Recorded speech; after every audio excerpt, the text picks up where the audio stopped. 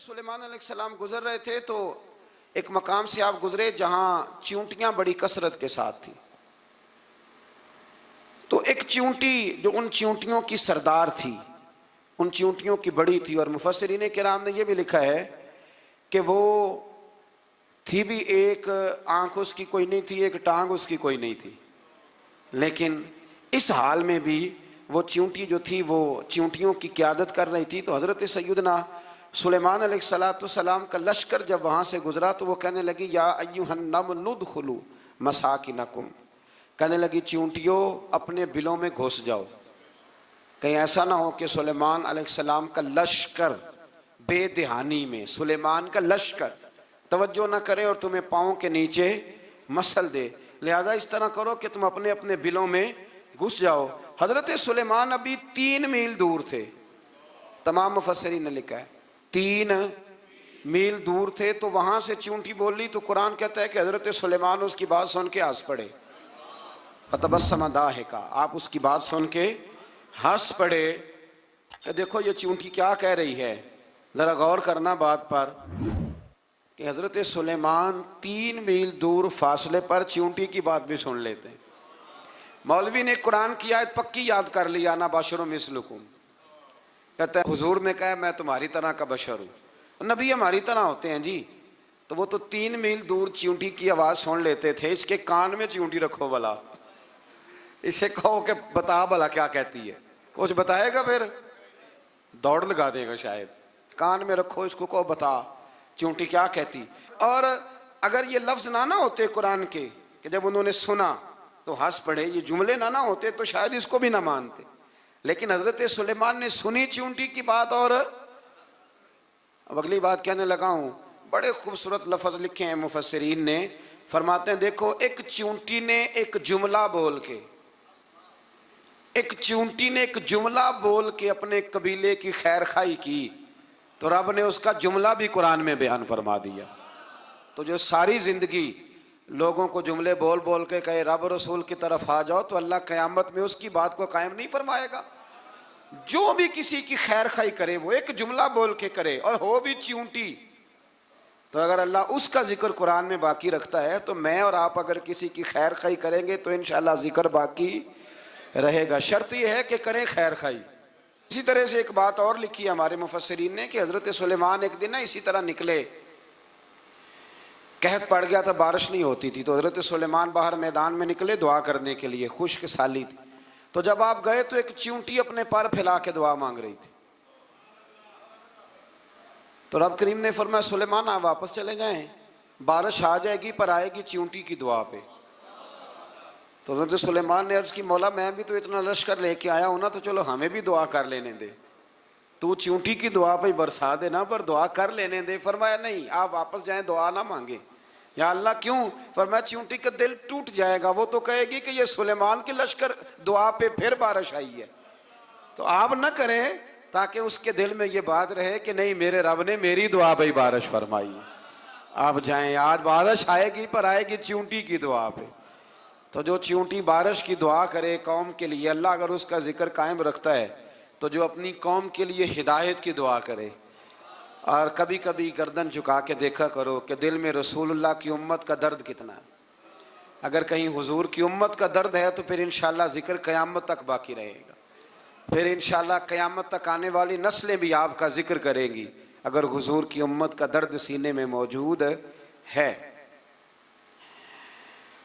اسی طرح سے پھر حضرت سلیمان کے لشکر میں نا ایک ہدہد نامی پرندہ بھی تھا، لشکر کا کارکن تھا پرندہ. ہدہد غائب تھا تو حضرت سلیمان کہنے لگے کدھر گیا وہ ہدہد؟ نظر نہ آ جایا سخت سزا دوں گا.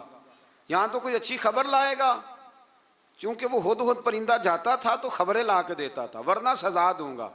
اتنی دیر میں ہدہد بھی آ گیا.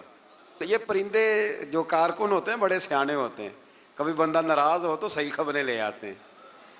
تو صحیح خبر لے کے آ گیا.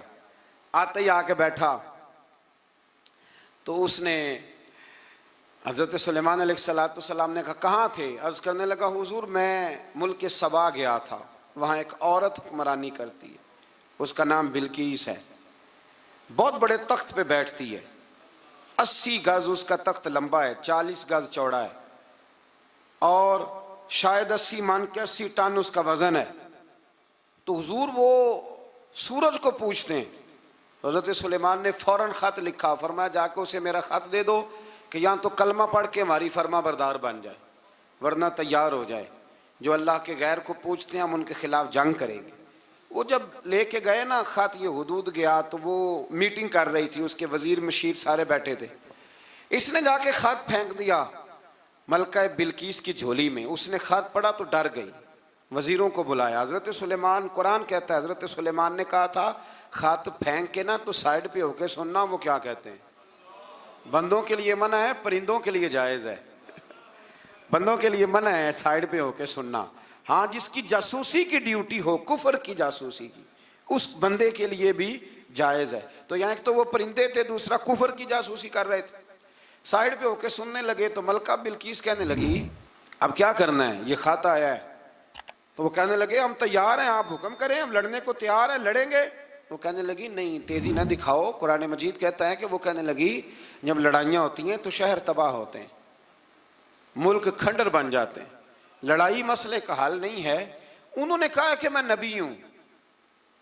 तो एक दफ़ा आजमा लेते हैं कि नबी हैं कि नहीं, माज़अल्लाह आजमा लेते हैं। कहा कैसे? कहने लगी तोहफे तो आए भेजते हैं, अगर माल पर दिल ललचा गया तो फिर नबी नहीं बादशाह है, और अगर माल पर दिल ललचाया ना तो फिर अल्लाह के कामिल बंदे।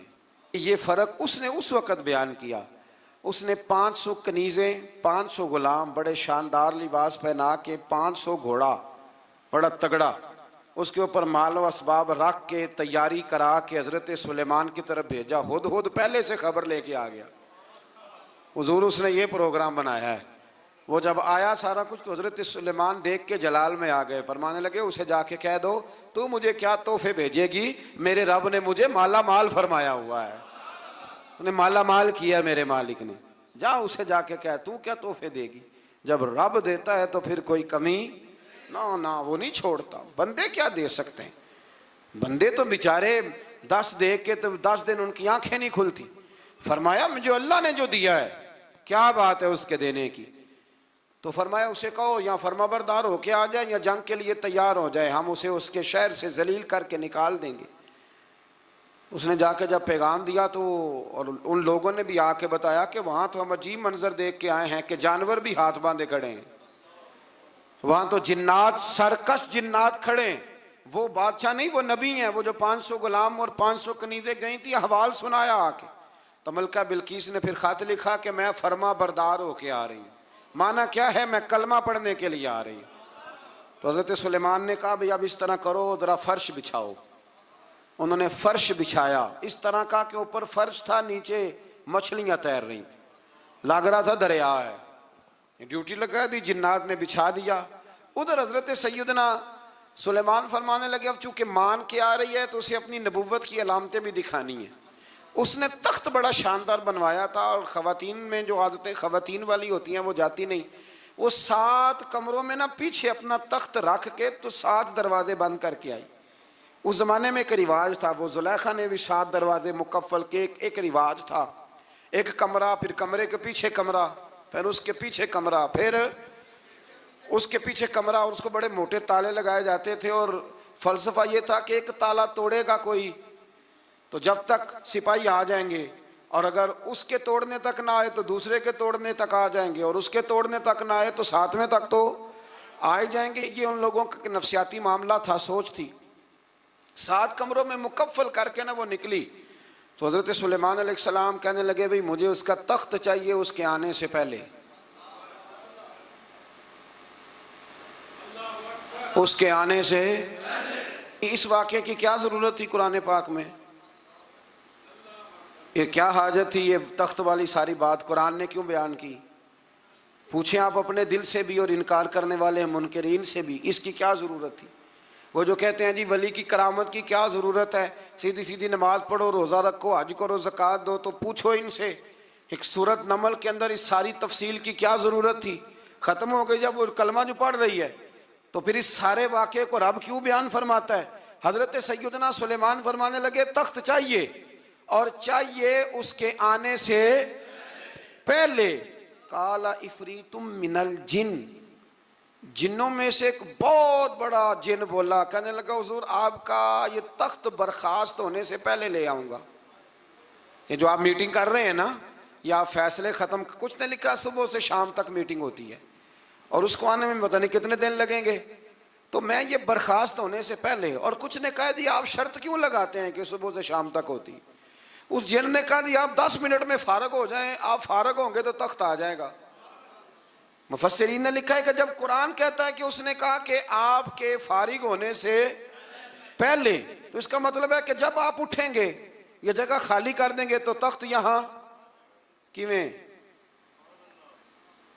ہزاروں میل کا فاصلہ ہے آ جائے گا، پر ہوائی جہاز پہ کارگو کرا کے، جی ڈی ایچ ایل کے ذریعے کیسے آئے گا؟ وہ آئے گا تو بس آئے گا. تو حضرت سلیمان کی تو بادشاہت تھی نا زمانے پہ، فرمانے لگے نہیں نہیں تو لیٹ ہے، تو لیٹ ہے، تو ہمیں جانتا ہی نہیں. ایٹ سٹ تے پکھڑا کوار گندل، اسی اور بھی بوٹیاں جاننے ہاں، یہ تو لیٹ ہے، ابھی ہماری طاقت اس سے زیادہ ہے. بڑی کمال بات لکھی ہے لکھنے والوں نے. ایک مفسر نے لکھا ہے کہ ابھی حضرت سلیمان نے غلاموں سے منگوایا ہے، اپنی بات کوئی نہیں کی. یہ حال ہے ان کے غلاموں کا، تو سردار کا عالم کیا ہوگا. حضرت سلیمان کہنے لگے بھی جلدی جائیے. قال الذی عنده علم من الکتاب انا آتیک بہ قبل ان یرتد الیک طرفک. تو اٹھا ان میں سے وہ جس کے پاس کتاب میں سے علم تھا، ساری کتاب کا بھی نہیں، علم من الکتاب، کتاب. وہ اٹھے جن کے پاس کتاب میں سے علم تھا، تو وہ اٹھ کے کہنے لگے حضور میں لے آؤں گا. کب؟ آپ کے آنکھ جھپکنے سے، آنکھ جھپکنے سے. بندہ تھا جن تھا؟ جن کی تو بات مانی نہیں انہوں نے. کیا کہا؟ آنکھ جھپکنے سے، میں آنکھ جھپکنے سے پہلے لے آؤں گا. تو حضرت سلیمان کہنے لگے تو ٹھیک ہے چل لا پھر، لا پھر. آنکھ جھپکنے سے بڑے ہی نادان نہیں، پھر غصہ نہیں آتا ان پہ، پھر غصہ نہیں آتا. میرے شیخ کامل، مرشد اکمل، شیخ بحر و بار حضور غوث پاک جیلانی، حضرت غوث اعظم یوں کر کے شاگردوں کو، مریدوں کو سبق پڑھا رہے تھے، پڑھاتے پڑھاتے ہاتھ آگے کیا، اور جب ہاتھ واپس آیا تو بھیگ گیا تھا سارا.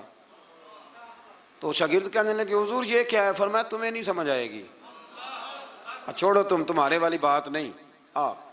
خاصاں دی گل آما آگے نہیں مناسب کرنی، رہنے دو تم. کچھ وقت گزرا تو کچھ لوگ آ گئے، ابھی کلاس ختم نہیں ہوئی تھی، کپڑے بھیگے ہوئے ہو. وہ شاگرد پہلے ہی منتظر تھے. کہا تمہیں کیا ہوا؟ کہنے لگے دریا میں جا رہے تھے، اچانک ہچکولیں آنے لگے. تو ہم نے کوئی کسی بے عمل کا بازو تو نہیں نہ تھاما، ہم غوث اعظم کے ماننے والے ہیں. تو دریا میں کہا یا شیخ عبد القادر جیلانی شیئا للہ، اللہ کے راستے میں مدد کرو. تو کہنے لگے بس ایک ہاتھ ہی آیا ہے، اور یوں کشتی کھینچ کے باہر نکالی ہے. تو اب وہ شاگرد سارے چپ کر گئے، کہنے لگے جواب کیوں نہیں دیتے؟ انہوں نے کہا تم نے ہاتھ دیکھا ہے پہنچتا ہوا، اور ہم نے ہاتھ دیکھا ہے یہاں سے جاتا ہوا. تم نے پہنچتا ہوا دیکھا ہے، تو ہم نے. حضرت بہاؤالحق نقشبند بخاری، ان کی ایک مریدنی تھی، اوپر چبارے پہ کسی نے اس کی عزت پہ ہاتھ ڈالا، چبارے پہ اوپر والی منزل پہ. اس مریدنی نے اپنی عزت بچانے کے لیے چھلانگ لگا دی. جب وہ نیچے گر رہی تھی تو حضرت بہاؤالحق نقشبند بخاری پہنچ گئے. نیچے کوئی ایسا بندوبست کر دیا، کوئی چارپائی بچھا دی، کوئی ایسا جس پہ وہ آ کے آرام سے گری اور بچ گئی. حضرت صاحب کی طرف دیکھ کے کہنے لگی حضور آپ کب آئے؟ فرمانے لگے پتر جب تو چبارے سے چلی تھی تب میں بخارے سے چلا تھا. جب تو چبارے سے چلی تھی نا تب میں بخارے سے چلا تھا، اور تیرے نیچے آنے تک میں بھی پہنچ گیا ہوں. میں بھی مالیدہ کم راکھی کرنا، پھل کچے ہون یا پکے، اے پیر مریداں دے سر تے ہی رہندا ہے. اے جھوٹے ہون یا سچے، یہ پکی غلامی کریں یا کچی کریں، پیر کی بھی مجبوری ہوتی ہے. کیا کریں؟ پیر مریداں دے सिर ते ही रहिंदा है। ये झूठे होण या सच्चे, क्या किया जा सकता है। देखे ना, नाफरमान बेटे का भी तो जायदाद में हिस्सा होता है ना। नाफरमान भी हो तो जायदाद में हिस्सा, तो चलो बाप नाराज रहेगा तो अल्लाह नाराज रहेगा, बात अलग है, पर जायदाद का हकदार तो है ना, चाहे नाफरमान ही है। पीर मुरीदां दे सिर ते ही रहिंदा है, ये झूठे होण या। फिर वो तख्त आ गया तो हजरत सुलेमान से पूछा ये क्या है। काला हाजा मिन फजल रब्बी। फरमाने लगे कुछ भी नहीं। हजरत सुलेमान कहने लगे ये मेरे रब का फजल है।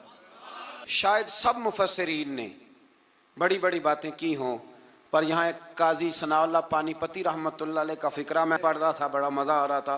काजी साहब फरमाने लगे इस आयत पे, काजी साहब कहते हैं जिन पर निरा फजल था, हाजा मिन फजल रब्बी, निरा फजल, फरमाया उनकी तो इतनी ताकत है कि वो हज़ारों मील दूर से 80 गज लंबा 80 गज चौड़ा तख्त आंख झपकने से पहले ले आते हैं। और जिनके बारे में अल्लाह फरमाते हैं बश्शिरिल मुमिनीना बिअन्ना लहुम मिनल्लाहि फदलन कबीरा।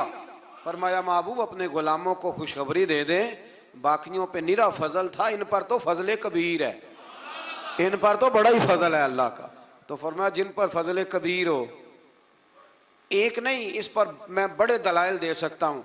करामात औलिया पर मैं बड़े ही दलाइल दे सकता हूँ, बड़े। गौसे आजम रदी अल्लाह तआला अन्हु के पास बादशाह आया तो कहने लगा पीर तब मानूंगा जब सेब खिलाएंगे। सेब का मौसम ही नहीं था। तो हजरत साहब आते ही उसे कहने लगे अब तू मेरी विलायत को सेबों पे तो ना तोल, अब सेब खिलाए तो वली या ना खिलाए तो वली कोई नहीं, ये तो अब मेरी विलायत को सेबों पे तो ना तोल। तो हजरत साहब ने यूं हाथ उठाया तो अल्लाह ने 2 सेब अता फरमाए। तो वहाँ जुमला है हुज़ूर गौसे आज़म का, फरमाने लगे अगर अल्लाह हजरत मरियम सलामुल्लाह जो बनी इसराइल की वलिया हैं, वली है ना, वो नबी तो नहीं ना, औरत नबी नहीं हो सकती। फरमाया अगर अल्लाह उन्हें बगैर मौसम के फल दे सकता है, मैं तो मोहम्मद अरबी का नौकर हूँ। फरमाया अब ना 2 सेब आए थे। तो वो कहने लगा मेरे तो दिल में एक सेब था ना, तो हुज़ूर गौसे आज़म ने ना एक सेब मुझे दिया, एक मैंने खाया तो एक गौस पाक खाने लगे। कहते हो मैंने वो मुँह में रखा, ज़रा तुर्श था, तो मेरे चेहरे का वो रंग देख के ना, असर देख के कि तलखी महसूस, तो गौसे आज़म कहने लगे मेरे वाला खा। तो एक उन्होंने काट के टुकड़ा दिया, कहते खाया तो बड़ा मीठा था। तो मैंने कहा हुज़ूर आए तो दोनों ही गैब से हैं, तो आपके वाला मीठा है मेरे वाला कड़वा है। तो आप फरमाने लगे आए तो दोनों गैब से थे, पर एक को ज़रा जालिम के हाथ लग गए हैं ना, उसको तंबीह भी कर दी कि जुल्म से बाज आ जा, तंबीह भी कर दी। पर मैं हाथ जालिम के लगे इसलिए तुर्श हो गया, सियाना बन। एक नहीं 20 दर्जनों, लेकिन पता नहीं क्यों लोग अड़ गए, पता नहीं क्यों कड़ के आ गए करामत औलिया के मामले में। बिल्कुल, और फिर किसी हदीस में ये नहीं आया कि इस ज़माने में वली होंगे तो इस ज़माने में वली नहीं होंगे। हुजूर ने फरमाया मेरी उम्मत कभी गुमराही पर जमा नहीं होगी। इकबाल कहते हैं औलिया क्या होते हैं, औलिया क्या हैं, जवासीसुल कुलूब। इकबाल कहता है वली का बहुत बड़ा वली तुमने देखना हो तो उसे देखो जो तेरे दिल का जासूस है। चलो ये मुश्किल बात है, मैं नहीं छेड़ता, लेकिन जो तेरे हाँ वो जासूसी करता है, पर करता है तेरे दिल की, वो तेरे दिल का जासूस होता है वली। और उस पर हुजूर की हदीस है, फरमाया इसकी फिरासत कल्बी से डर, ये अल्लाह के नूर से देखता है, डर इसकी फिरासत कल्बी से। अल्लाह तौफीक अता फरमाए।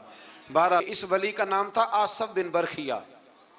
आसफ बिन बरखिया जी हजरत सुलेमान के वजीर थे। वो आई मलका बिल्कीस, और जब वो आई ना तो उसने देखा कि ये तो आगे सामने हजरत सुलेमान बैठे हैं, और जो रास्ता है ना दरमियान में वो फर्श है कि दरिया है समझ नहीं आ रही। तो उसने ना अपना यूं करके ऊपर कपड़ा उठाना शुरू कर दिया कि नीचे पानी है। तो हजरत सुलेमान कहने लगे चलती आ, नीचे कुछ भी नहीं। उसने पैर रखा, नीचे मछलियां भी तैरती जा रही थी। हजरत सुलेमान अलैहिस्सलाम, आज भी अल्लाह ने तौफीक दिया ना, लोगों ने इस तरह की तामीरात बाद में की हैं, लेकिन इसके मौजिद इसके पहले बनाने वाले हजरत सुलेमान है अल्लाह की दी हुई तौफीक से। तो वो मलका आपके पास आई, फिर वो आपकी फर्मा बरदार हो गई। और बाद मुफस्सिरीन ने यह लिखा है कि उसने जब कलमा पढ़ा तो फिर उसका निकाह भी हजरत सुलेमान से हुआ, यह भी बाज़ लोगों ने लिखा है। तो इस सारे वाक़े को कुरान मजीद ने बयान फरमाया है। फिर आयत नंबर 47 से कौम समूद का हजरत सालेह अलैहिस्सलाम से बदशगुनी लेने का जिक्र है। अल्लाह ताला ने फरमाया बदशगुनी और नहुसत अल्लाह के नबी सालेह अलैहिस्सलाम की वजह से नहीं है, बल्कि तुम ही नहुसत और नामुबारकी है और तुम फितने में मुब्तला हो गए। अजीब बात है ना ये भी, کہ وہ کہا کرتے تھے کہ حضرت صالح علیہ السلام جب سے آئے ہیں ہم پہ طرح طرح کی مصیبتیں آنے لگ گئیں. یہ وہ قوم کہا کرتی تھی. آج بھی کچھ لوگ کہتے ہیں جی جب تک میں غلط تھا نا تب تک معاملات ٹھیک تھے، اب میں صحیح ہو گیا ہوں تو حالات. وہ خدا کے بندے، جب تو ٹھیک ہوا ہے تو رب تجھے کندن بنانا چاہتا ہے. اللہ کریم وہ ساری کمزوریاں جو بظاہر انسانوں میں ہوتی ہیں مشکلات میں ڈال کے تو تیری مٹی اور گرد جھاڑنا چاہتا ہے، لیکن لوگ معاذ اللہ اس کو بدشگونی کہتے ہیں. اللہ سمجھنے کی توفیق عطا فرما. آیت نمبر 54 سے ایک بار پھر لوط علیہ السلام کی قوم کی فحاشی اور اس کے نتیجے میں پیدا ہونے والی تباہی اور بربادی کا ذکر ہے. بار بار اب اس لیے بیان کرتا ہے کہ فحاشی کرو گے تو آسمان سے پتھر برسیں گے، اور پتھر اب اس طرح نہیں برس رہے جس طرح ان قوموں پہ برسا کرتے تھے. برس رہے ہیں پر ہمیں نظر نہیں آتے. بڑا کچھ ہی ہو رہا ہے، بڑی ساری تباہی اتر رہی ہے، بڑے فتنے پیدا ہو رہے ہیں.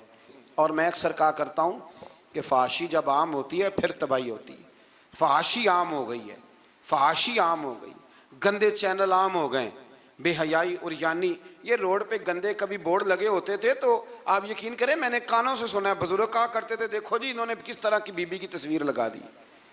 بہت زمانہ نہیں گزرا، مجھے یاد ہے ہم چھوٹے تھے تو صابن پر ایک دفعہ فوٹو چھپ گئی مرد عورت کی کٹھی، تو اتنا احتجاج ہوا. شاید میں کہیں فائلوں میں تلاش کروں تو نوائے وقت کی وہ مجھے کٹنگ مل جائے کہ وہ صابن نے ریپر سارا ضائع کیا. اب کون اعتراض کرنے والا ہے؟ کوئی ایسا شخص جو اعتراض کرے؟ بڑے بڑے گندے بورڈ لگے ہوئے ہیں. یہ بے حیائی ہجان پیدا کرتی.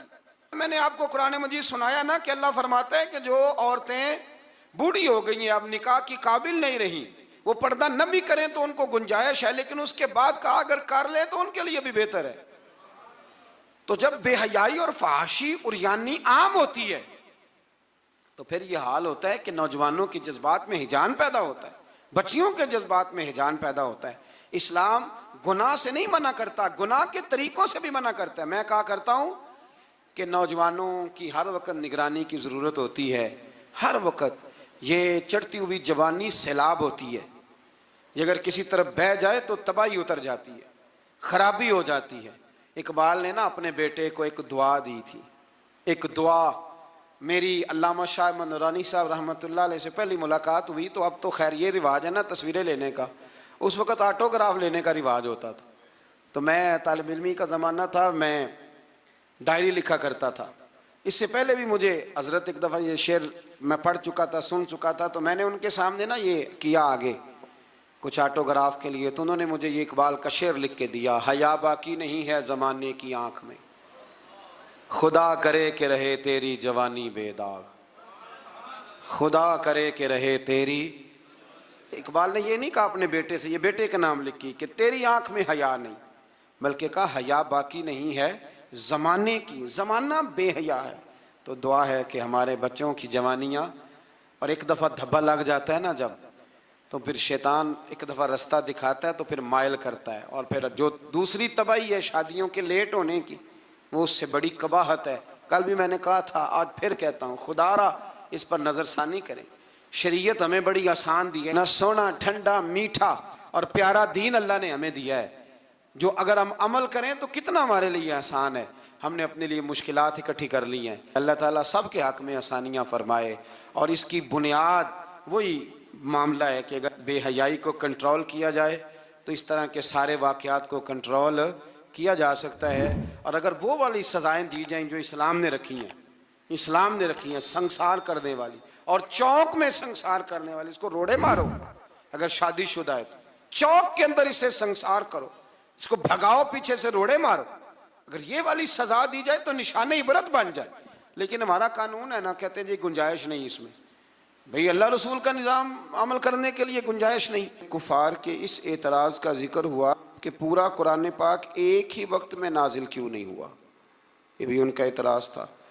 قرآن نے بتایا کہ آہستہ آہستہ تدریجاً نزول میں حکمت یہ ہے کہ وحی کے تسلسل کے ذریعے نبی کریم علیہ السلام کا اللہ تعالیٰ سے تعلق قائم رہے اور آپ کے دل کو قرار اور سکون نصیب ہوتا رہے.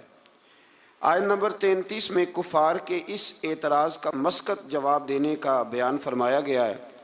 دلائل کے ساتھ اس کا بڑا مسکت، بڑا مدلل اللہ کریم نے جواب ارشاد فرمایا۔ آیت نمبر 35 سے حضرت موسیٰ کا ذکر فرمایا، فرعون کی نافرمانی، قوم نوح، قوم عاد، قوم سمود اور قوم لوط کے تباہ ہونے کا پھر سے یہاں اللہ کریم نے ذکر فرمایا۔ ایک بات یہاں پہ عرض کر دوں، جب سے یہ ذکر شروع ہوا ہے نا ان ساری قوموں کا، تو اشارتاً بہت سارے پاروں میں بار بار ذکر آیا ہے، بار بار ذکر آیا ہے۔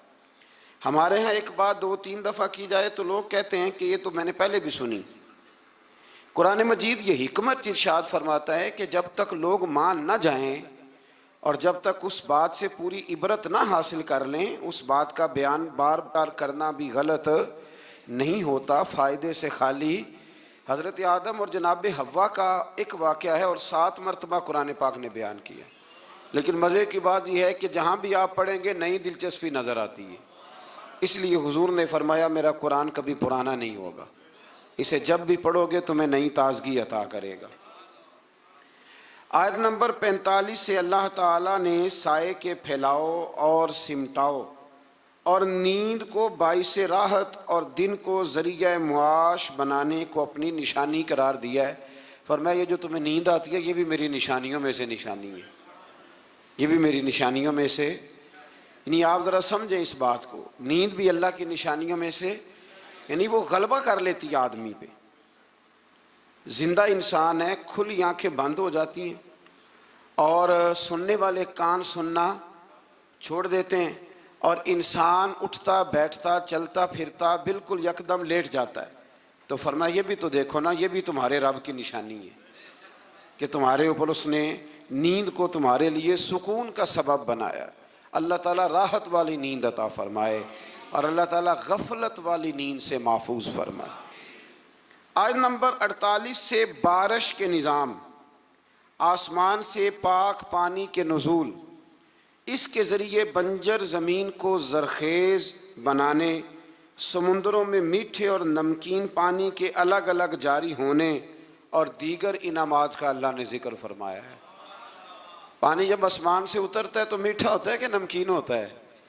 اللہ کی قدرت ہے نا کہ جب وہ دریاؤں سمندروں میں جاتا ہے تو نمکین الگ ملتا ہے، میٹھا الگ ملتا ہے۔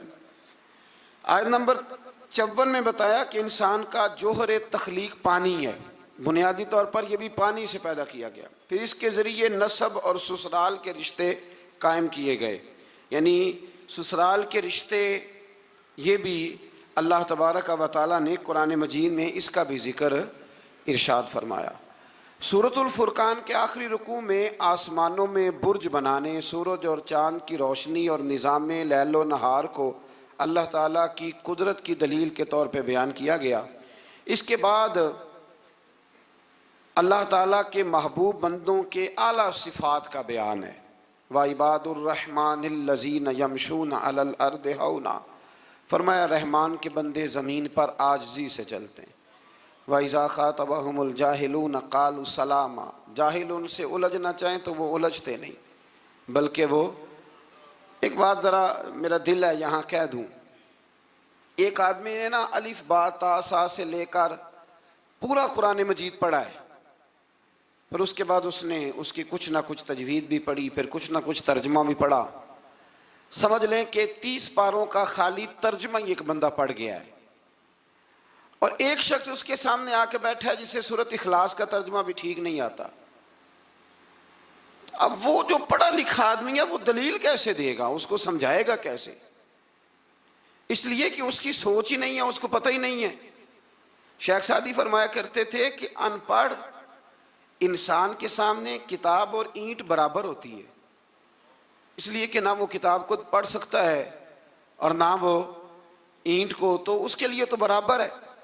ان پڑھ بندے کو مسئلہ سمجھانا اور کسی بیوقوف کو بات سمجھانا اور پھر اس سے اگلی بات، کچھ لوگوں نے کچھ چیزوں کا ذائقہ چکھا ہوتا ہے، ان کو اطمینان قلبی نصیب ہوا ہوتا ہے، کچھ لوگ بالکل اس سے ناآشنا ہوتے ہیں۔ اب وہ جو ناآشنا بندہ ہے نا وہ بحث کرتا ہے، وہ کہتا ہے جی کس طرح ہو سکتا ہے، یہ مطلب ہو کیسے سکتا ہے، ممکن کیسے؟ جب تک انسان ماں باپ سے پیار نہیں کرتا تو ماں باپ کی محبت کی چاشنی کی اسے خبر نہیں ہوتی، اور جب تک اس کے بچے نہیں ہوتے محبت پدری اور ماں کی ممتا، ان دونوں چیزوں کی اسے خبر نہیں ہوتی. تو اس لیے اللہ کے بندوں نے پھر ان لوگوں سے بحث نہیں کی. بہت سارے لوگ ایسے ہیں جو کہتے ہیں کہ میں اس چیز کو سمجھوں جس کو وہ سمجھ سکتے نہیں. اس لیے کہ ایک شخص نے 8 سال لگائے، 10 سال لگائے قرآن مجید کی تفسیر سے پہلے. بہت ساری امدادی کتب ہم بچوں کو پڑھاتے ہیں بہت ساری چیزیں سمجھنے کے لیے. تو جہلاء بحث کرتے ہیں، بحث نہ کریں. اور جب آپ کو پتہ چل گیا سامنے والا جاہل ہے تو پھر اگر آپ نے بحث کی تو اس کا مطلب ہے کہ آپ بیوقوف ہیں، آپ نے یہ غلط کام کیا. تو اللہ کے بندے کبھی بھی جاہل آدمی سے بحث نہیں کرتے. اور آگے فرمایا والذین یبیتون لربہم سجدا وقیاما، فرمایا وہ راتیں اپنے رب کے لیے سجدے اور قیام میں گزارتے ہیں. اور ساری رات عبادت کرنے کے بعد بھی سویرے وہ یہ نہیں کہتے میں عبادت گزار ہوں. والذین یقولون ربنا اصرف عنا عذاب جہنم انا عذابها کان غراما. سویرے اٹھ کے کہتے ہیں اللہ ہمیں جہنم کے عذاب سے محفوظ رکھنا، بے شک تیرا عذاب گلے میں اڑ جانے والا ہے. غراما، اے اللہ تیرا عذاب گلے میں اڑ جانے والا ہے، اے اللہ ہمیں اس سے نجات عطا فرما. یعنی وہ رات ساری عبادت کر کے بھی صبح اپنے رب سے معافی کا سوال ہی کرتے. اللہ اکبر. پھر اس سے آگے سورۃ الشعراء شروع ہوتی ہے. اس سورت کی آیت نمبر 224 میں شعراء کا ذکر ہے، اس لیے اس کا نام شعراء رکھا گیا ہے. آیت نمبر 7 میں اللہ تعالیٰ نے زمین سے مختلف قسم کے پودے کے اگانے کو اپنی قدرت کی نشانی بتایا. اسی صورت میں ایک بار پھر حضرت موسیٰ علیہ السلام کے فرعون کے پاس جا کے دعوت حق دینے کا ذکر فرمایا. یہ کئی دفعہ سن چکے ہیں نا آپ، قرآن مجید نے پھر بیان فرمایا ہے، پھر بیان فرمایا. یہ تکرار فائدہ مند ہوتی ہے. العلم بالتکرار. ہمارے جو صرف نحو کے اساتذہ ہیں وہ کہتے ہیں کہ تکرار سے علم آتا ہے، یعنی بار بار کسی بات کے بیان کرنے سے وہ بات یاد ہو جاتی ہے. ایک صاحب مجھے کہنے لگے کہ فلانے علامہ صاحب کی تقریریں مجھے یاد ہو گئی ہیں ساری. میں کہا چل 2-3 سنا وچوں، لیکن سنا سکتے. تکرار فائدے مند ہوتی ہے. اگر کام کی چیز کی تکرار ہو تو اس کو بار بار سمجھنا چاہیے. تو فرعون کی طرف حضرت موسیٰ علیہ السلام کے بھیجنے کا یہاں اللہ نے ذکر فرمایا. بشری تقاضے کے تحت موسیٰ علیہ السلام کے خدشات کا ذکر ہے. فرعون کی طرف سے موسیٰ کی تربیت کے احسان جتانے کا بھی ذکر ہے. پیچھے آپ پڑھ رہے ہیں نا کہ حضرت موسیٰ اسی کے گھر میں پلے تھے، تو وہ کہے گا کہ میں نے پالا ہے تو آپ مجھے تبلیغ کرنے آ گئے. فرعون نے دعوت توحید کے جواب میں کہا کہ رب العالمین کون ہے؟ انہوں نے فرمایا وہ آسمانوں اور زمینوں، مشارق اور مغارب اور تمہارا اور تمہارے آباء و اجداد کا رب ہے. اس مقام پر بھی ایک بار پھر جادوگروں کے مقابلے میں موسیٰ علیہ السلام کے معجزات، خاص طور پر وہ جو آپ کا عصا اژدہا بن گیا تھا نا اور پھر وہ غالب آ گیا تھا، اس کے آنے کا پھر ایک دفعہ اللہ نے ذکر فرمایا. پھر جادوگروں کے ایمان لانے اور فرعون کی طرف سے قید میں ڈالنے، ہاتھ پاؤں کو مخالف سمت میں کاٹنے اور سولی پر چڑھانے کی دھمکی کا بھی ذکر ہے. پھر اس بات کا بیان ہے کہ موسیٰ علیہ السلام بنی اسرائیل کو لے کر گئے. سامنے سمندر تھا، پیچھے فرعون تھا اور اس کے پیروکاروں کا تعاقب بھی تھا. اللہ کے حکم سے موسیٰ علیہ السلام کی لاٹھی کی ضرب سے سمندر بھی پھٹ گیا. بنی اسرائیل کے رستہ بنا، وہ سلامتی کے ساتھ سمندر پار چلے گئے. فرعون اپنے لاؤ لشکر سمیت سمندر میں غرق ہو گیا. یا مفسرین نے ایک اور بات چھیڑی ہے. حضرت موسیٰ علیہ السلام ڈنڈا پھینکتے ہیں، وہ اژدہا بن جاتا ہے اور سارے جو ان کے بڑے بڑے سام تھے جادوگروں کے وہ کھا جاتا ہے. حضرت موسیٰ علیہ السلام ڈنڈا مارتے ہیں، پتھر سے پانی نکل آتا ہے. حضرت موسیٰ وہی ڈنڈا مارتے ہیں تو سمندر سے 12 رستے بن جاتے ہیں. تو یہ ڈنڈا فرعون کو کیوں نہیں مارا انہوں نے؟ یہ ڈنڈا فرعون کو کیوں نہیں مارا؟ یہ مفسرین نے بحث چھیڑی ہے. اللہ نے انہیں طاقت دی ہے نا، اور وہ جہاں جہاں چاہتے ہیں ان کا وہ عصا مبارک کام آتا ہے، تو ایک مارتے اس کو بھی کام ختم ہو جاتا. تو پھر سمجھ لیں کہ اللہ نبی کو جو معجزہ دیتا ہے تو حکم دیتا ہے کہ یہ آپ نے استعمال بھی میرے حکم سے ہی کرنا ہے. ولی کو جو کرامت دیتا ہے تو فرماتا ہے یہ استعمال بھی آپ نے میرے حکم سے کرنی ہے. اس لیے پیچھے آپ پڑھ رہے ہیں کہ اللہ فرماتا ہے کہ ہم کافروں کے مطالبے پہ عذاب نہیں نازل کریں گے. کہتے ہیں جتنا ہی کامل ہے تو پھر دکھائے نا کچھ ہے. تو یہ تو بولی میں آپ کو سنایا ہوں، یہ تو کفر کی بولی ہے. تو ابو جہل کہتا تھا پھر لائیے عذاب. لائیے ہمارے اوپر عذاب جس کی آپ بات کرتے تھے. تو یہ تو بولی بڑی غلط ہے کہ کوئی شے ہے تو دکھاؤ. یہ تو بات بڑی دور جاتی ہے. اللہ ہدایت کا نور عطا فرمائے. آیت نمبر 69 سے پھر ایک بار حضرت ابراہیم کا ذکر ہے. سبحان اللہ, کیسے پیارے نبی ہیں اللہ کے. بار بار رب کریم ان کی شانوں کا بیان فرماتا ہے. وہ اپنی قوم کو بتوں کی بے بسی کی جانب متوجہ کرتے تھے. پھر ابراہیم علیہ السلام اللہ تعالیٰ کی نعمتوں کا اعتراف کرتے ہوئے فرماتے, اللہ نے مجھے پیدا کیا ہے, وہی ہدایت دینے والا ہے, وہی مجھے کھلاتا ہے, وہی پلاتا ہے, جب بیمار ہوتا ہوں تو وہی مجھے. اللہ اکبر. کئی دفعہ ایک ہی ڈاکٹر سے دوائی لیتے ہیں تو آرام آ جاتا ہے, پھر دوبارہ اسی سے لیتے ہیں تو آرام. اس کا مطلب ہے کہ حضرت ابراہیم فرماتے ہیں کہ شفا بھی میرا اللہ ہی مجھے دیتا ہے. پھر فرمایا وہی میری روح قبض کرے گا اور آخرت میں دوبارہ پیدا کرے گا. مجھے یقین ہے قیامت کے دن میری خطاؤں کو بھی معاف فرمائے گا. ابراہیم فرما رہے ہیں اللہ کے نبی. انہوں نے کون سی خطائیں کی تھی جی؟ ساری زندگی اللہ کی راہ میں جہاد کرتے گزر گئی, پھر بھی ڈر کے دعا مانگتے ہیں. سنگیو غافل نہ بنے. غافل ہر وقت معافی مانگنا یہ اللہ کے بندوں کا طریقہ ہے. میرے رسول کریم علیہ السلام نے فرمایا میں دن میں 100 دفعہ اپنے رب سے استغفار کرتا. بار بار استغفار کریں, بار بار اس سے معافی مانگیں. وہ معافی مانگنے والے سے بڑا ہی راضی ہوتا ہے. اللہ توفیق عطا فرمائے. یہ انبیاء کا ہمارے لیے تعلیم ہے, یہ تعلیم امت ہے, ورنہ انہوں نے کون سی خطائیں کی. اللہ اکبر. پھر فرمایا وہ دعا کرتے ہیں کہ اے میرے پروردگار تو مجھے صحیح فیصلہ کرنے کی قوت عطا فرما اور مجھے نیک بندوں کے ساتھ ملا دے. پڑھنا ذرا گھر جا کے سورہ شعراء, آپ کو سمجھ آئے گی. اللہ کے نبی دعائیں مانگتا ہے, یا اللہ ہمیں نیکوں کی سنگت عطا فرما. ہمارے زمانے میں ضرورت ہی کوئی نہیں نیکوں کی, اور پھر سنگت, پھر ان کے ساتھ رہنا, پاس بیٹھنا, اس کی ضرورت ہی کوئی نہیں. سارے خود ہی بڑے بڑے پیر کامل ہیں. بلکہ اب تو بہت سارے لوگ کہتے ہیں پیر صاحب کو بھیجو تھوڑی دیر میرے پاس بیٹھے, میں کو سبق پڑھاؤں. معاذ اللہ تعالیٰ. اے اللہ بعد میں آنے والے لوگوں میں میرا ذکر خیر سچائی کے ساتھ جاری فرما, مجھے جنت کی نعمتوں کا وارث بنا اور مجھے قیامت کے دن رسوا نہ فرمانا. یہ پتہ کیا ہے, یہ نا بندے کا اللہ سے رشتہ ہے. یہ رشتہ ہے. بندہ جب اس کی نعمتوں کو سوچتا ہے اور پھر اپنے روزمرہ کی عبادت کو, نیکی کو سوچتا ہے, تو پھر کہتا ہے اللہ تو نے بڑا دیا ہے, مجھے رسوا نہ کر دینا. یہ کئی دفعہ خفیہ تدبیر بھی ہوتی ہے نا. ہاں, یہ کئی دفعہ بہت شانیں جب مل جاتی ہیں تو خفیہ تدبیر بھی ہوتی ہے. خفیہ تدبیر بھی ہوتی ہے. ایک درویش کہا کرتے تھے کہ جب اللہ تعالیٰ تمہیں دنیا میں بہت سارا اجر دے دے نا, نیکیاں دے دے, پیار کرنے والے دے دے, دولت دے دے, تو پھر بھی اللہ سے ڈرا کرو کہیں ایسا تو نہیں کہ وہ ساری نیکیوں کا اجر دنیا میں دینا چاہتا ہے اور آخرت میں تمہارا حصہ ہی کوئی نہیں, سارا کچھ یہی نہ دے دے. اس لیے اس کی بارگاہ ناز میں یہ بھی دعا فرمائیں کہ اللہ قیامت کی رسوائی سے محفوظ فرمائے. اللہم استرنا بسترک الجمیل, اللہ سونے پردوں میں سے ایک پردہ نصیب فرما.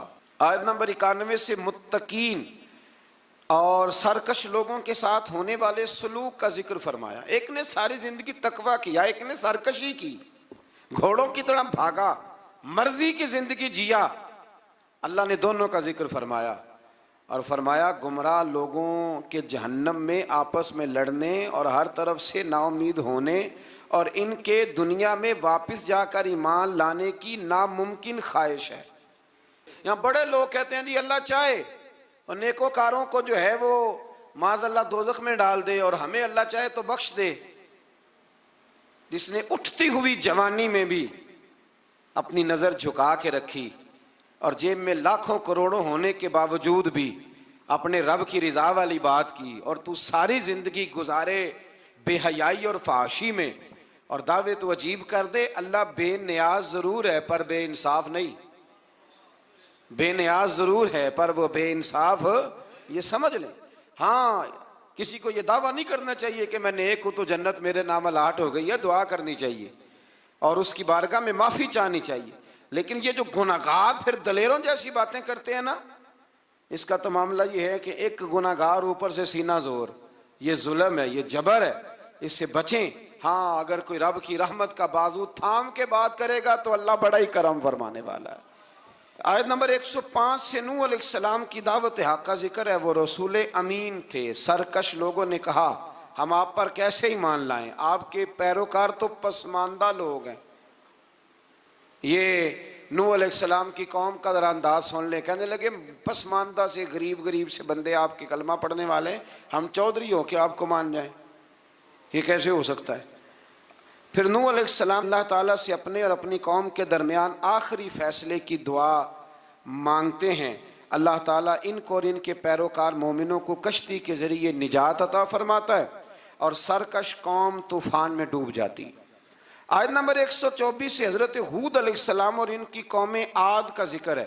اللہ تعالیٰ نے اس قوم پر نعمتوں کی فراوانی کی، چوپایوں، اولاد اور نہری باغات کی صورت میں فرمائی۔ انہوں نے مضبوط مکانات اور بلند مقامات پر عشرت گاہیں تعمیر کر لیں۔ آج کل بھی فارم ہاؤس نہیں بن جاتے جلدی سے، فارم ہاؤس بن جاتے۔ بالآخر نبی کی تکذیب کی بنا پر اللہ نے اس قوم کو بھی ہلاک کر دیا۔ پھر آیت نمبر 141 سے حضرت صالح علیہ السلام اور ان کی قوم سمود کی نافرمانیوں کا ذکر ہے۔ ان پر اللہ تعالیٰ نے نعمتوں کی فراوانی فرما رکھی تھی، میٹھے چشمے، باغات، زرخیز زمین کی کثرت، پہاڑوں کو تراش کر مکان بناتے تھے، لیکن جب انہوں نے ناقۃ اللہ یعنی اللہ کی اونٹنی کی بے حرمتی کی تو ان پر عذاب نازل ہوا۔ تو جو ناقۃ اللہ کی بے ادبی کرے، اللہ کی اونٹنی کی، اس پر عذاب نازل ہوتا ہے، تو جو رسول اللہ کی بے ادبی کرے اور جو اولیاء اللہ کی معاذ اللہ بے ادبی کرے، اس کا کیا حال ہوگا؟ اللہ تعالیٰ ہدایت کا رستہ نصیب فرمائے۔ آیت نمبر 160 سے لوط علیہ السلام اور ان کی قوم کا ذکر ہے۔ اس قوم کی بدعمالیوں کا ذکر ہے کہ وہ حلال بیویوں کو چھوڑ کر غیر فطری طریقے سے اپنی جنسی خواہش پوری کرتے، گناہ کے اڈے آباد کرتے۔ لوط علیہ السلام کی بیوی بھی ان کے ہم خیال تھی۔ بالآخر اللہ تعالیٰ نے اس قوم کو بھی تباہ و برباد کیا۔ پھر شعیب علیہ السلام اور ان کی قوم کا ذکر ہے۔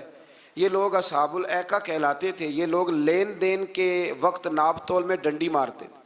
ان کی سرکشی کا یہ عالم تھا کہ نبی سے کہتے اگر آپ سچے ہیں تو ہم پر آسمان کیوں نہیں پھٹ پڑتا؟ پھر اس قوم پر بھی عذاب نازل ہوا اور وہ تباہ و برباد کر دیے گئے۔ لوط علیہ السلام کی بیوی بھی ساتھ رہتی تھی لیکن کافروں کی ہم خیال تھی، اور نوح علیہ السلام کا بیٹا بھی اور ان کے گھر والے بھی کچھ اسی طرح کے تھے۔ ایک بات ذہن میں رکھیں، دو بھائی اکٹھے رہتے ہیں، دونوں نے اپنی اپنی قبر میں جانا ہے۔ کسی گھر کا ایک فرد اگر غلط ہوگا تو اس سے مراد وہ پورا خاندان نہیں ہوگا۔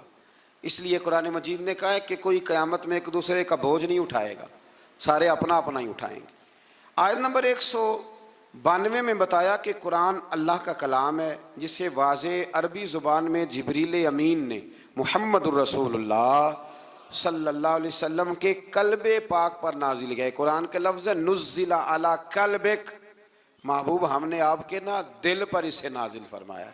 یہ بڑی کمال کی بات ہے، محبوب ہم نے آپ کے، یعنی کلام اللہ کا اور حضور کے، یعنی محبوب اور محب کی جو باتیں ہوتی ہیں نا، وہ اگر جملوں میں بھی ہوں تو جا کے ٹکراتی سیدھی دل کے ساتھ ہیں۔ ان آیات میں یہ بھی بتایا کہ جن قوموں کا نام و نشان مٹا دیا گیا، اللہ تعالیٰ نے اتمام حجت کے لیے ان کے پاس رسول بھیجے، وہ کہے نہ کہ کوئی ڈرانے والا نہیں آیا۔ قرآن مجید کا مطالعہ کرنے والوں کے لیے غور و فکر کا مقام ہے کہ جن بدعمالیوں کے سبب پچھلی امتوں کا نام و نشان مٹا دیا گیا، آج وہ ساری خرابیاں اس امت میں بھی جمع ہو چکی ہیں۔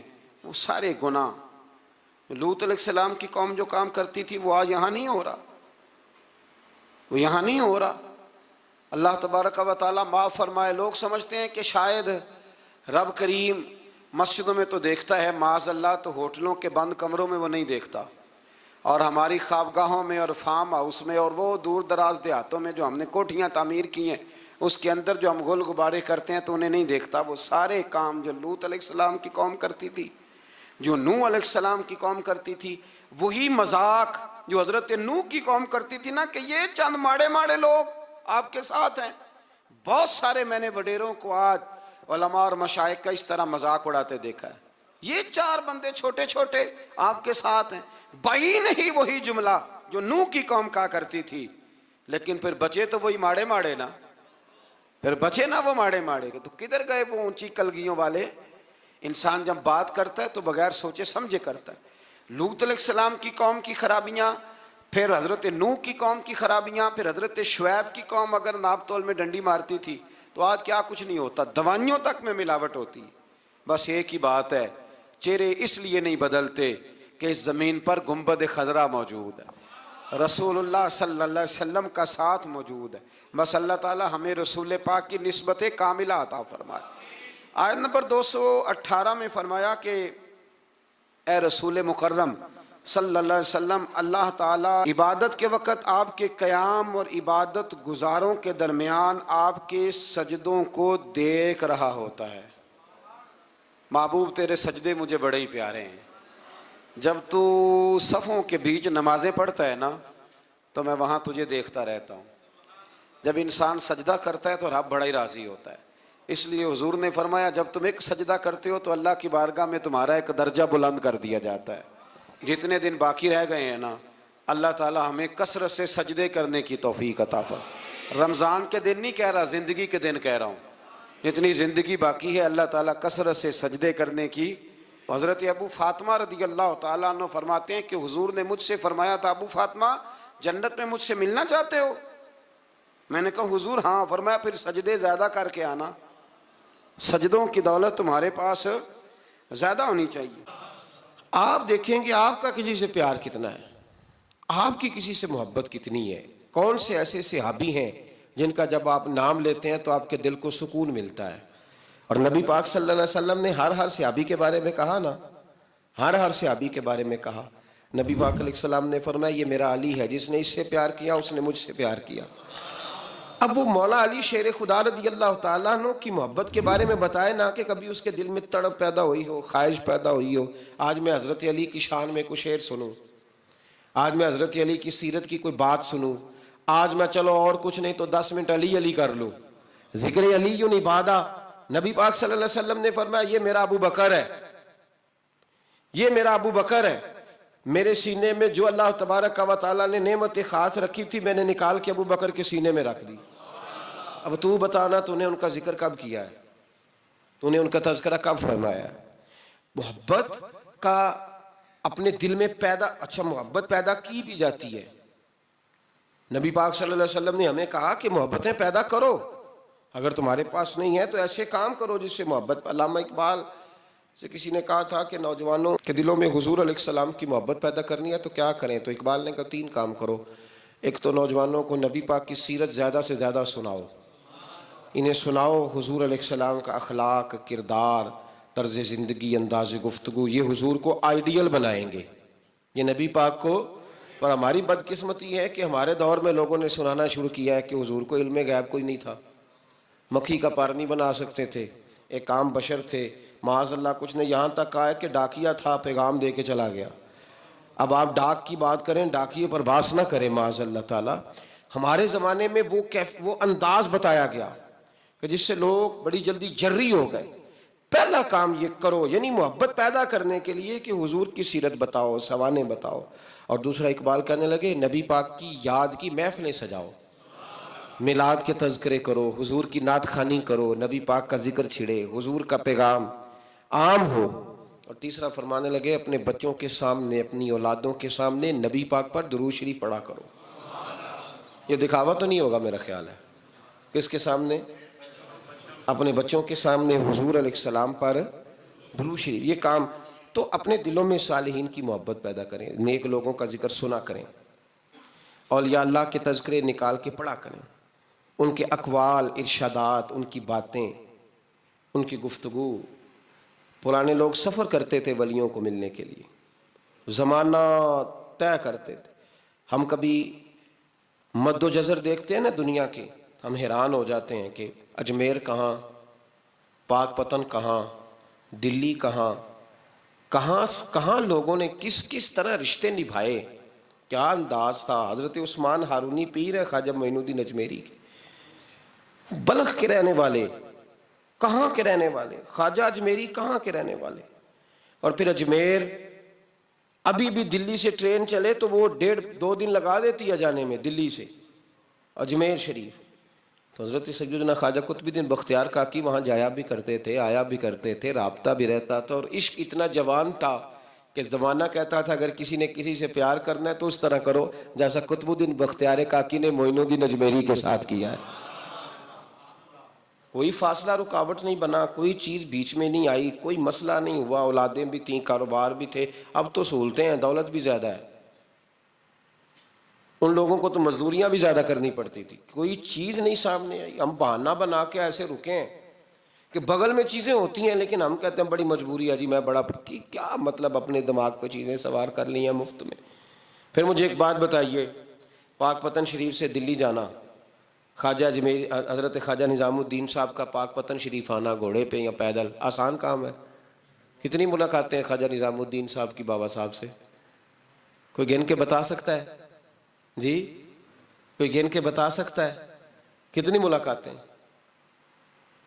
کتنی؟ حضرت خواجہ فرید الدین مسعود گنج شکر رحمۃ اللہ تعالیٰ علیہ کہنے لگے نظام تجھے آئے ہوئے بڑے دن ہو گئے، جا یار چکر لگا آیا۔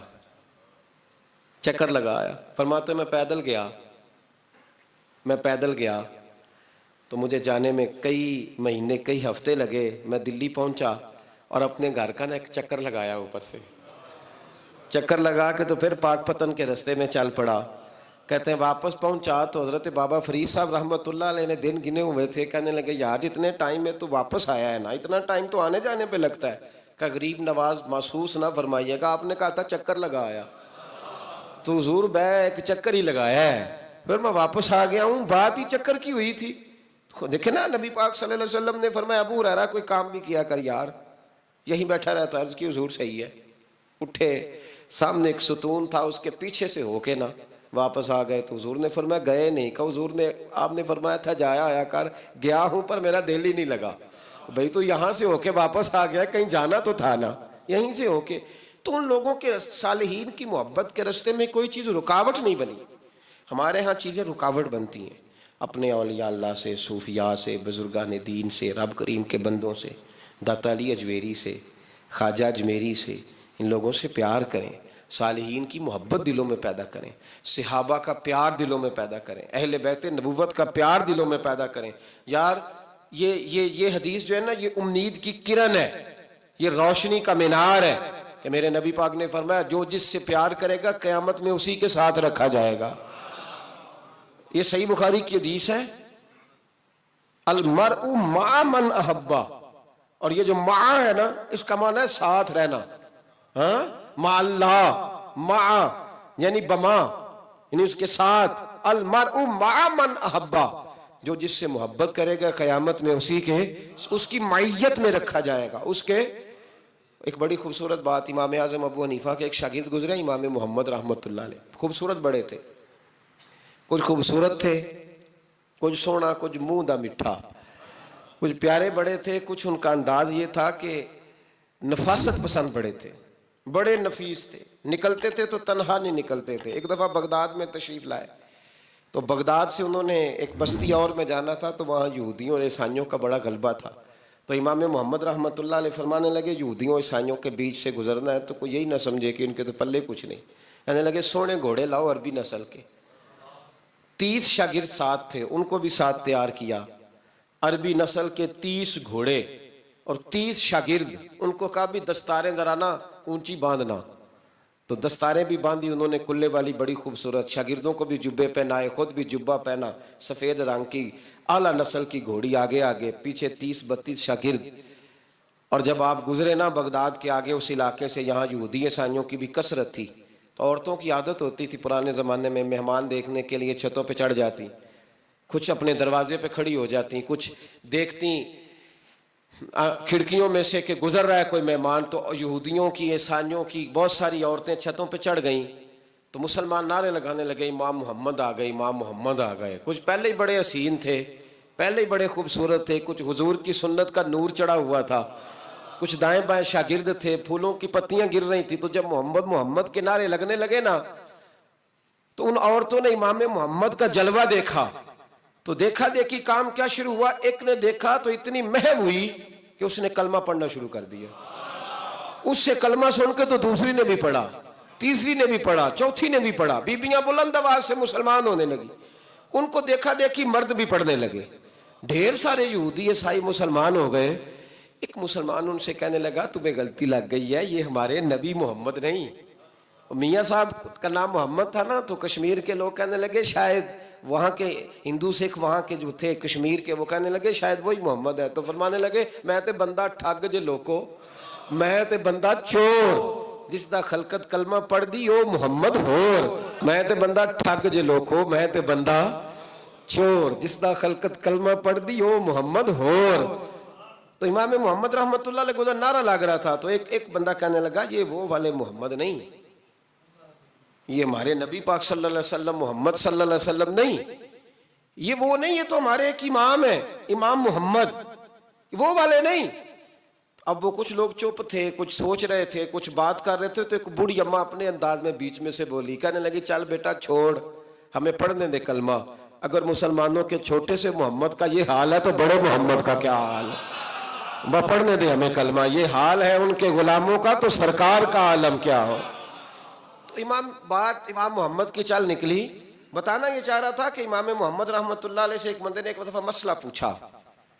उसने कहा हजरत साहब मैं गया था मंडी, वहां से लाया हूं एक टोकरी आम की और एक टोकरी सेब की, हमारे यहाँ का करेट कहते हैं उसको, तो मैं वो लेके आया हूं।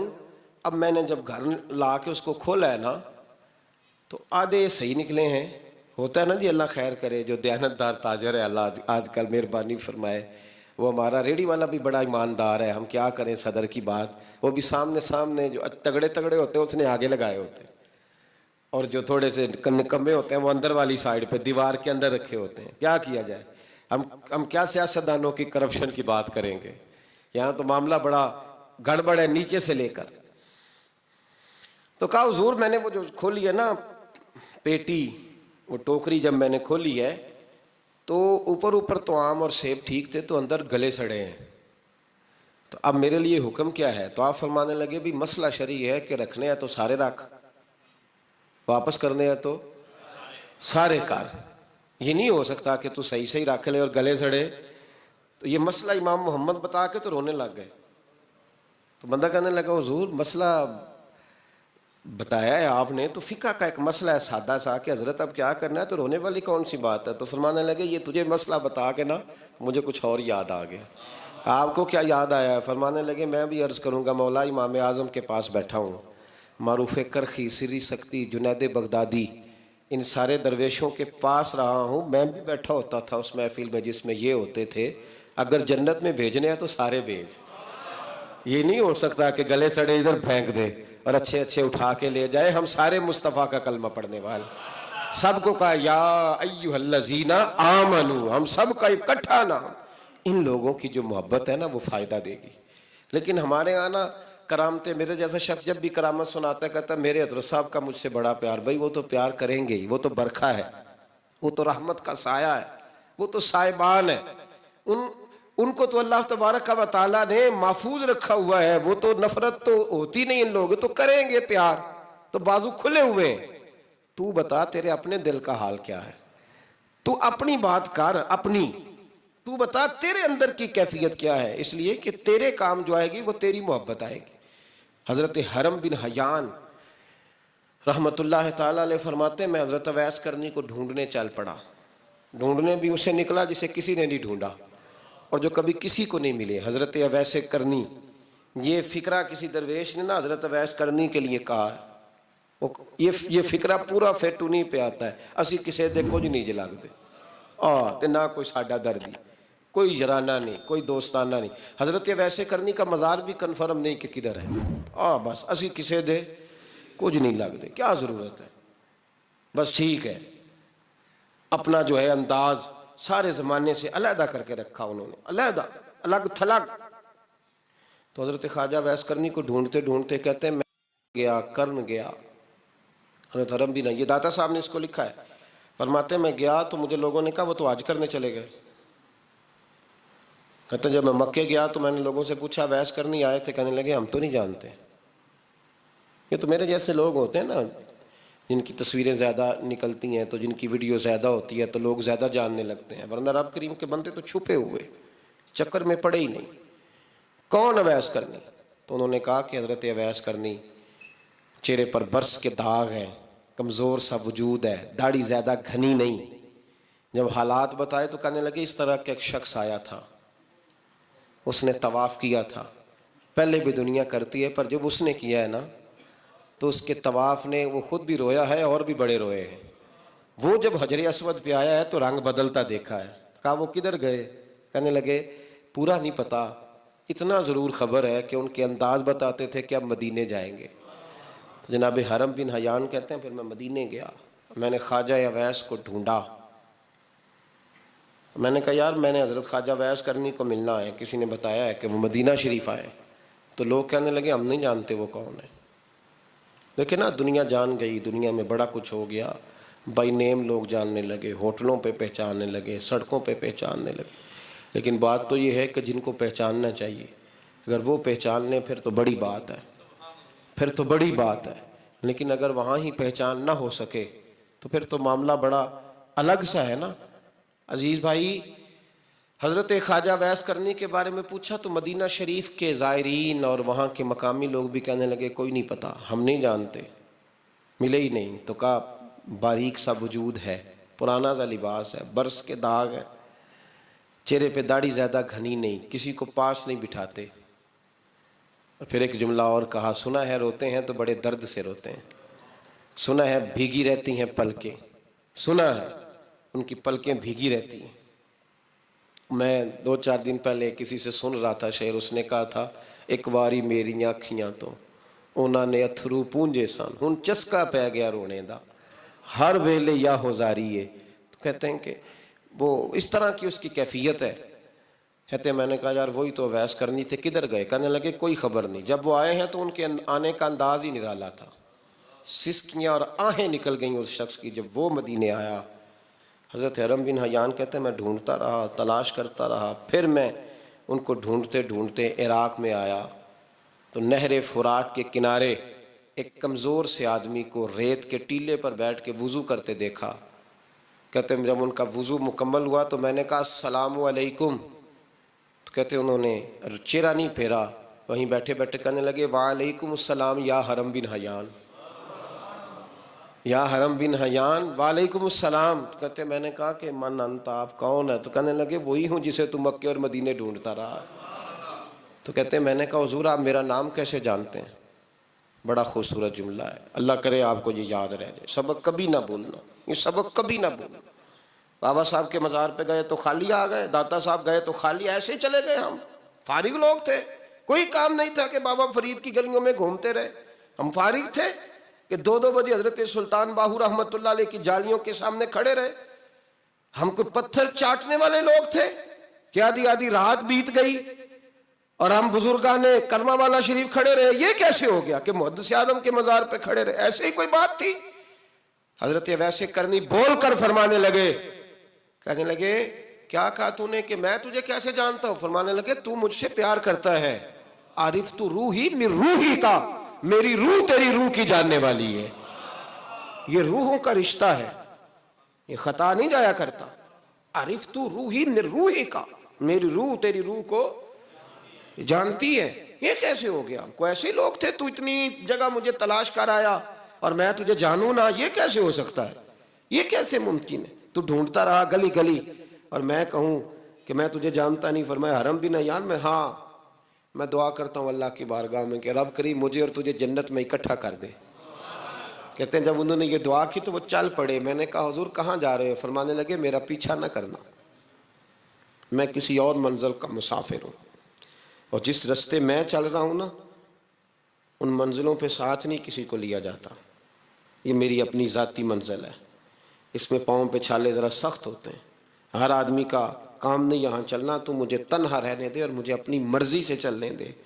کہتے ہیں میں نے منت کی تو کہنے لگے بس تو نے جد و جہد بڑی کی تھی تو تیرے ساتھ ملاقات کر لی، تجھے پہچان لیا، تیرے ساتھ بات کر لی، ورنہ میں کہہ چکا ہوں اسی کسے دے کچھ نہیں لگ دے۔ اسی لیے میں نے حضرت غالباً امام شورانی رحمت اللہ علیہ کے حوالے سے پڑھا ہے کہ قیامت کے دن جب حضرت ویسے کرنی جنت میں جائیں گے تو ممکن ہے اس وقت بھی لوگوں کو دیدار نہ کرایا جائے، بلکہ امام شورانی کہتے ہیں اللہ 70,000 فرشتے ان کی شکل کے پیدا فرمائے گا اور ان کے جھرمٹ کے اندر چھپا کے انہیں جنت میں داخل کرے گا۔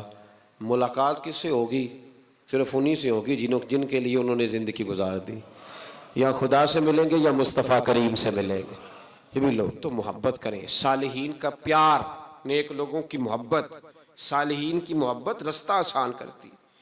کوئی شک نہیں کہ زمانے میں سارے لوگ اچھے نہیں ہوتے، برے لوگ بھی آئے ہیں مارکیٹ میں، ہوتے ہیں، لیکن 2 4 5 10 بروں کو لے کر کے اچھوں کی محبت چھوڑ دیں گے، نیک لوگوں کا ذکر چھوڑ دیں گے، ان کا پیار چھوڑ دیں گے، ان کا تذکرہ پڑھنا چھوڑ دیں گے، ان کے پاس بیٹھنا چھوڑ دیں گے۔ گزشتہ دور میں جو بادشاہ بھی نیک ہوئے نا، وہ بھی صالحین کی محبت کی وجہ سے نیک ہوئے۔ اورنگزیب عالمگیر اگر کچھ بہتر ہوئے تو اس لیے کہ ملا جیون نیک آدمی سے محبت کرتے تھے۔ نعت سرکار کی پڑھتا ہوں میں، بس کسی بات سے ڈر میں میرے رحمت ہوگی، اس تیرا نام وسیلہ ہے میرا، رنجوں میں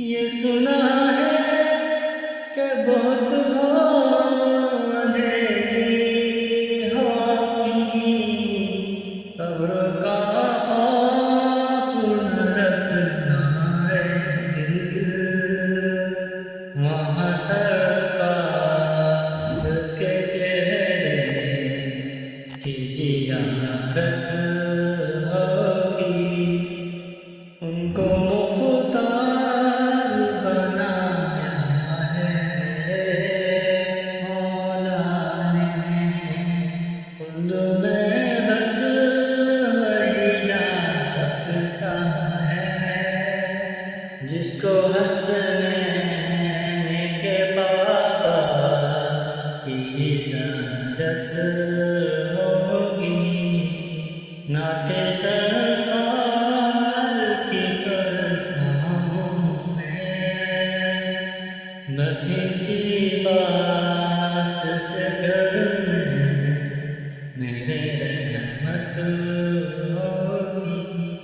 حشر کا دن بھی عجب دیکھنے والا ہوگا، زلف لہرا کے جب آئیں گے، پھر قیامت میں بھی ایک اور قیامت ہوگی، زلف لہرا کے جب آئیں گے، پھر قیامت میں بھی ایک اور قیامت ہوگی۔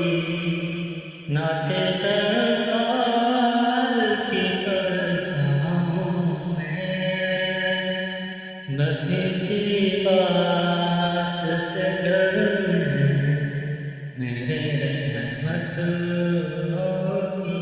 محمود غزنوی کی بہتری کا سبب یہ تھا کہ حضرت سیدنا ابوالحسن خرقانی کے پاس جایا کرتے تھے۔ صالحین کی محبت نے بادشاہوں کے رخ بدلے، بادشاہوں کے۔ ان لوگوں کو پیار تھا تو حالات جہانگیر بادشاہ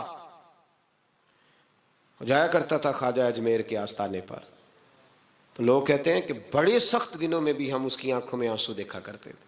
درد والی جگہ پہ جاتے تھے نا لوگ تو درد مند ہو جاتے، اس لیے صالحین کا پیار کبھی نہ چھوڑے، کبھی نہ چھوڑے۔ میرے بھائی، کپڑوں پہ مٹی پڑ جائے نا تو کپڑے دھوئے جاتے ہیں، اتار کے پھینکے نہیں چاہتے۔ چیزیں غلط ہو جائیں تو گرد جھاڑی جاتی ہے، اس نظام کو چھوڑا۔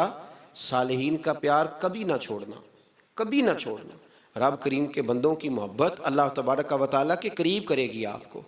اللہ کے بندوں کی محبت آپ کے اندر جلوے پیدا کرے، اور اگر آپ ان کو پڑھیں گے۔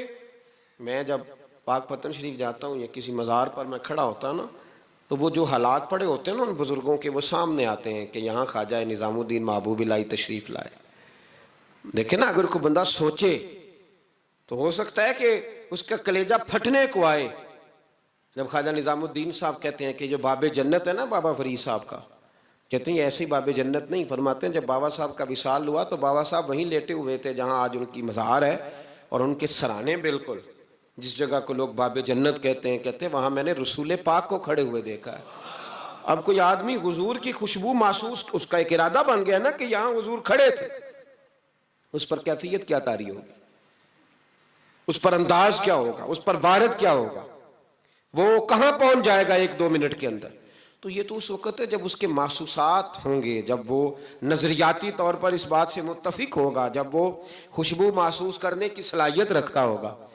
ایک بات عذرائے محبت ہے، کہہ دیتا ہوں کیونکہ سوالات ہوتے رہتے، کہہ دیتا ہوں. اعلیٰ حضرت کے ایک مرید تھے مولانا حشمت علی خان صاحب رحمۃ اللہ، بڑے تگڑے آدمی تھے. جن لوگوں کی پوزیشن بڑی سخت فاضل لوگ ہوتے ہیں نا، اور حاضر جواب 1 منٹ سے پہلے. پاک پتن شریف گئے تو باب جنت سے گزر کے آئے. باب جنت سے کسی ہمارے عالم نے نہیں لکھا کہ جب وہاں سے گزر گیا اب توبہ نہ کرے اور کوئی اچھا عمل نہ کرے تو جنت میں جائے گا. بس یہ کہا کہ ایک دروازہ ہے جہاں خواجہ نظام نے حضور علیہ السلام کو کھڑے دیکھا، گزر جائے کوئی تو الحمدللہ اس کے لیے ایک برکت ہے. لیکن کسی شخص نے یہ نہیں کہا کہ اب وہاں سے نکل کے آ جائے اور معاذ اللہ جھوٹ بولے، جو مرضی کرے اور کہے میں جنتی ہو گیا. یہ معنی کسی بندے نے بھی بیان نہیں کیا. ہاں وہاں سے گزر کے آئے، سچی توبہ کرے، بعد میں اپنے اعمال پہ محنت کرے، اللہ اسے برکت عطا کرے گا. فرماتے ہیں میں پاک پتن شریف سے ہو کے آیا، رش بڑا تھا، اس کے ایام تھے، تو باب جنت سے گزر کے آیا تو میں بس کی چھت پہ بیٹھ گیا. کچھ اور لوگ بھی تھے، تو ان میں سے کچھ ایسے صاحبان بھی تھے جن کو بیماری ہوتی ہے چھیڑ کے رکھنے کی، کوئی نہ کوئی بات کیے رہتے ہیں، یہ ہو گیا تو وہ ہو گیا. کہتے ہیں انہوں نے بات چھیڑ دی، مولانا کہاں سے آ رہے ہو؟ تو میں نے کہا پاک پتن شریف. تو کہنے لگے کہ آپ وہ بہشتی دروازہ جس کو کہتے ہیں باب جنت، وہاں سے بھی گزرے ہیں؟ کہنے لگے الحمدللہ، لائن تو بڑی لمبی تھی پر موقع مل ہی گیا ہے، گزر گیا ہوں وہاں سے. تو کہتے ہیں مجھے سونگنے لگ گئے. کہنے لگے پھر تو آپ جنتی ہو گئے ہوں گے، پر آپ کے پاس سے جنت کی خوشبو نہیں آ رہی. تنزیہ انہوں نے کہا، تنزیہ. تو کہتے ہیں انہوں نے طنز کیا تو مجھے بھی حق حاصل تھا، جواب در جواب کی تو اجازت ہونی چاہیے نا. میں نے کہا مولانا آپ کیوں سونگ رہے ہیں؟ کہنے لگے میں نے حدیث پاک میں پڑھا ہے کہ جنتی 500 سال بھی دور ہوگا تو اس کے پاس سے خوشبو آئے گی، یعنی 500 سال لگیں گے ابھی اس تک تو پھر بھی جنت کی خوشبو آئے گی، تو آپ سے تو کوئی نہیں آ رہی. کہتے ہیں میں نے ان سے کہا آپ نے ایک حدیث پڑھی ہے، اگلی بھی پڑھ لینی تھی. حضور نے فرمایا جہنمی کو جنت کی خوشبو کوئی نہیں آئے گی. یہ نہیں پڑھی آپ نے حدیث، یہ نہیں نظر سے گزری. تو کہتے ہیں اب وہ مولانا مجھ سے معذرت کرنے لگے، کہنے لگے یار آپ تو ناراض ہی ہو گئے. تو میں نے کہا بھی آپ نے کیوں چھیڑی بات؟ میں نے آپ سے کوئی ڈسکس کیا؟ آپ نے پوچھا کہاں سے، پھر آپ ہی نے کہہ دیا کہ وہاں سے گزرے کہ نہیں جنتی دروازے سے، اور پھر آپ نے ہی اعتراض کر دیا. تو پھر ہمیں اتنا تو حق حاصل ہے نا، ہم آپ بھی کرتے ہیں تو ہو جاتے ہیں بدنام، اور تم قتل بھی کر دو تو چرچا نہیں ہوتا.